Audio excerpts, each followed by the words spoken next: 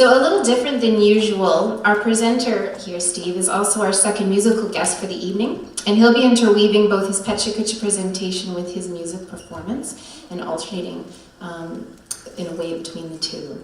So, Steve Sainas.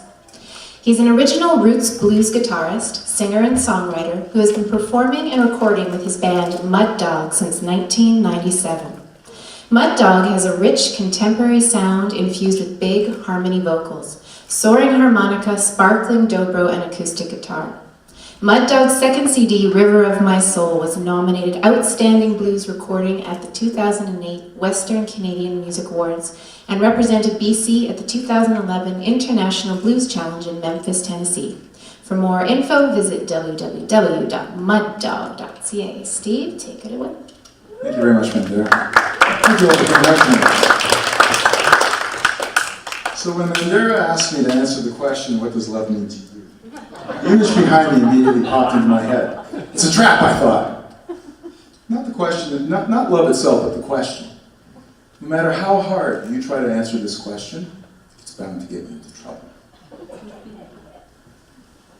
So, and then I thought, love can be a trap. When it's really great, when it's awesome, it can be euphoric. And when it goes wrong, it can be absolutely devastating. Either way, it's all-consuming. You can lose yourself to absolute dysfunction. So one night I was walking my dog up the street along the beautiful Coquitlam River. And that's my dog, my old dog, Otis, there when he was a pup. My wife took that picture. And I was feeling particularly in love that night. And I wrote this song in my head as I was walking my dog. And came home, picked up the guitar, and a few minutes later, came up with this. It's a song called River of My Soul off our second CD.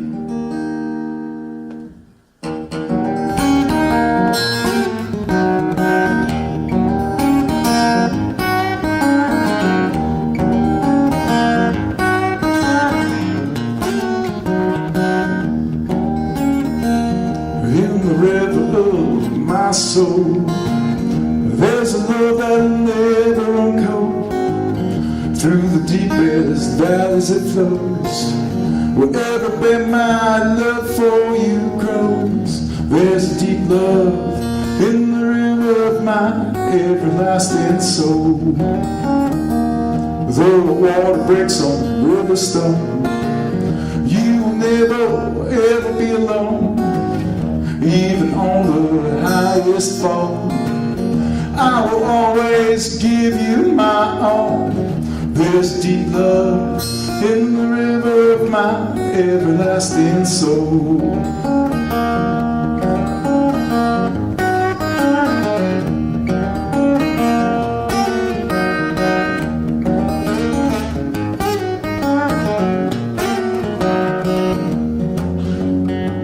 This river has so many twists and turns, and troubled waters that we must endure.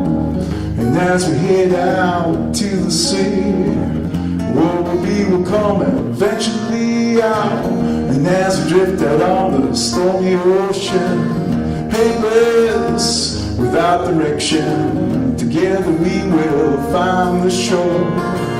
With our love we'll need nothing more. There's deep love in the river of my everlasting soul. Yes, there's deep love in the river of my everlasting soul. There's deep love in the river of my everlasting soul.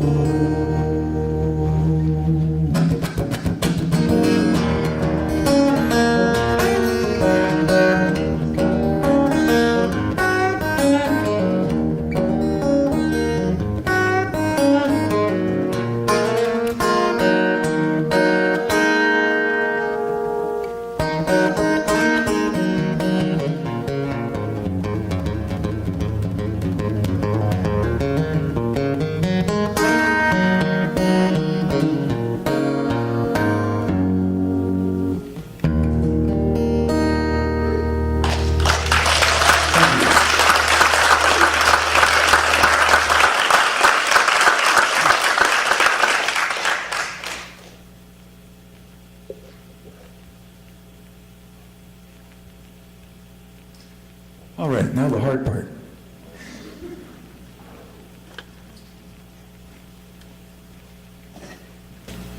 So, a guitar, an opportunity, and the eventual belief in oneself has taken me on to a very rewarding life experience that has brought me back full circle, hopefully to begin a similar fulfilling journey for a lot of my students.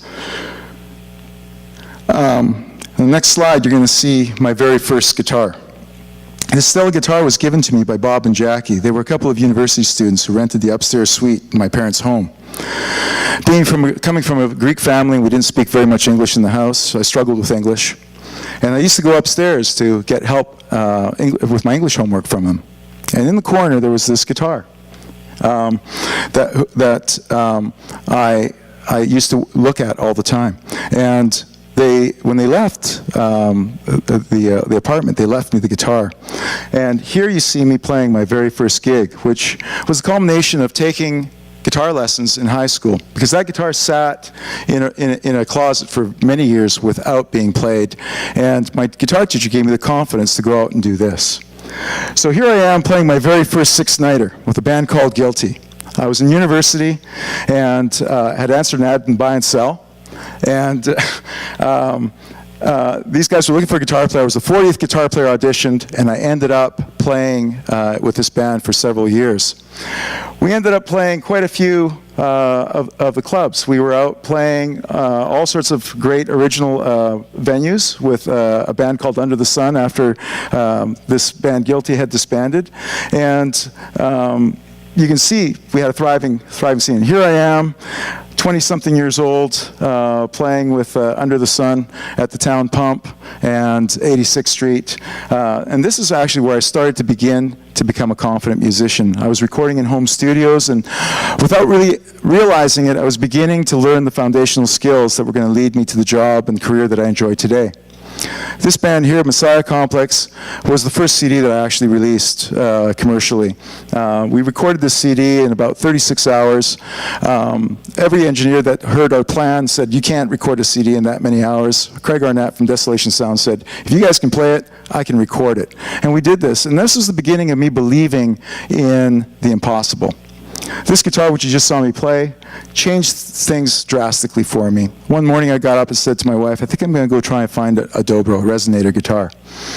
And she said, how much is it going to cost? I said, don't worry, honey, I won't spend a lot of money. But I fell in love with this guitar, and I picked up the phone, and she said, how much? And I said, well, it's going to pay off. And it did. It changed my life musically. And it led to this CD, Devil's Ride, which became a reality because a friend of mine, Don Terrace, used to come to Johnny's place, and he used to twist my arm to come and record with him in his home studio, which was computer-based. I said, you can't record on the computer. You can only do it on analog tape. He brought the computer to my house one day, and he said, sit down and play your dobro and play me a song. And I went, oh my Lord, this sounds great. And as we recorded the CD, I started to realize that this is something I can teach in school if I can just learn how to do it. And here I am playing at the Yale, which was opened, that door was opened because of that CD, Devil's Ride, and I started to build even more skills that were going to lead to me teaching rock school and recording arts.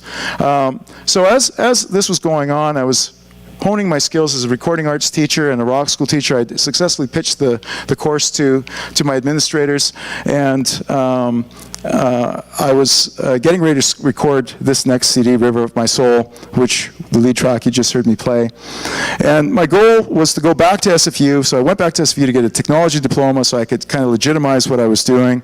And my project was to record a CD, write the songs, record them, mix them, master them, do the artwork, and release it with the hope of getting one song on the radio. Well, this is the result. We got nominated, not only did I get a song on the radio, we got nominated for a Western Canadian Music Award. It won Best CD in the Toronto Exclusive Magazine Awards and top 5 in the Underground Top 10 Blues releases for 2008. I was blown away, but it gave me all sorts of confidence. And then one morning after a Yale gig, I looked at my email. I always used to look at my email after a gig to see what the buzz was. And there was an email there saying, looking for solo duo acts to compete to go to Memphis to represent British Columbia. And without hesitation at this point, something I would have never done in previous years, I sent an application in. When I told my harmonica player, he said, we can't go to Memphis. We can't afford to do that. I said, well, let's just see what happens. And so we won. And on the way home, he said, we can't go to Memphis. We can't afford it. I said, let's just see what happens. Let me apply for some grants. Let's have a fundraiser. I think we can do this. And sure enough, it didn't cost us a cent. Not only that, we recorded at Sun Studio. Recorded 10 songs at Sun Studio and released those, and it charted number 24. And here we are recording at Sun Studio, a dream, like musicians, like this is ground zero, folks, right? Here I am recording with my partner in front of Elvis and Howlin' Wolf and Johnny Cash. It was surreal. We played on Beale Street, in the old New Daisy Theater, which you'll see a photo of in just a second. Here we are rocking it on the New Daisy Theater, a picture taken by Arnie Goodman from a blues magazine back in New York.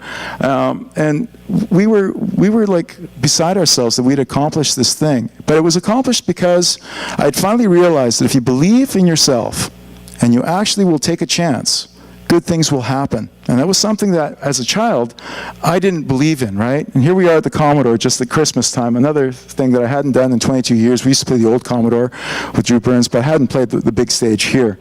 And that was a pretty surreal moment for us, too, to be up on that stage last month. And doors just keep opening for us because of the power to believe in yourself, the power of positive thought. And that's something I've been trying to teach my students. And another thing that came up was I had an opportunity to apply for a grant at Music Counts. And not only did we get the grant, we were one of 4 schools in BC to get it, but they chose us to launch the Vancouver Juno Awards in 2009 as they presented us with the grant. And the result has been I'm watching my students now go out and do the same thing that I've been enjoying, only on a bigger scale. They're touring the world, they're recording CDs, they're on the radio, they're living their dream. And I quite often hear parents say, or my kids say, well, my parents don't think that music's important, it's not valuable. And I tell them, follow your dream. And this is the reward that I get every day that I come here to teach. I get to hopefully inspire these kids and get the inspiration and energy back from them. So I feel very privileged because of the power of positive thinking and believing in oneself. Thank you very much.